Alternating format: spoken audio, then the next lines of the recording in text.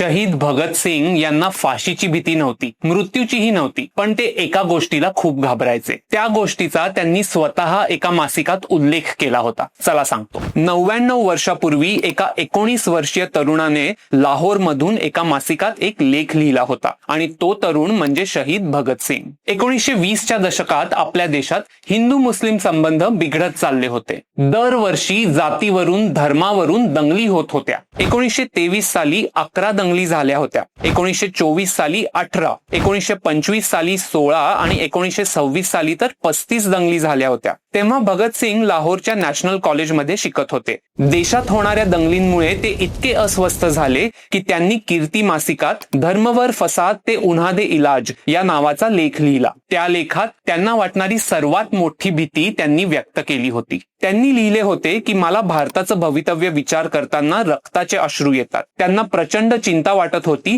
की लोक धर्माच्या नावावर विभागले जात होते. लोकांना हळूहळू धार्मिक कट्टरतेकडे झुकवले जात होते. त्या काळातील अनेक नेते समाजाच्या भल्याचा विचार करत नव्हते. जे काही थोडे चांगले नेते होते तेही या लाटेला थांबवू शकत नव्हते. भगतसिंग यांना वाटत होतं की आपल्या देशाची एकता म्हणजे कॉमन नॅशनलिझम तुटत चालले आहे. त्यांनी त्यांच्या लेखात प्रसार माध्यमांवर सुद्धा टीका केली होती. एकेकाळी सन्माननीय असलेली वृत्तपत्र मोठ्या ठळक हेडलाईन्समुळे दंगली भडकवत होते. त्यांच्या मते माध्यमांनी लोकांना शिक्षित करायचं काम करायला हवं होतं, पण ते उलटच काम करत होते. त्यांनी असेही लिहिले होते की अनेक राजकारणी त्या हिंसाचारातून राजकीय फायदा मिळवण्याचा प्रयत्न करत होते. पण या सगळ्यावर भगतसिंग यांनी एक उपाय सुद्धा दिला होता. तो म्हणजे धर्माला राजकारणात मिसळू नये, कारण त्यामुळे लोकांना एक समान ध्येयासाठी एकत्र काम करता येत नाही. पुढे 23 मार्च 1931 रोजी भगतसिंग यांना फाशी देण्यात आली. तेव्हा ते फक्त 23 वर्षांचे होते. त्यांच्या मृत्यूनंतर ते लाखो भारतीयांसाठी एक हिरो ठरले. पण आज त्यांचे विचार आपल्या देशात खरंच फॉलो केले जातात का?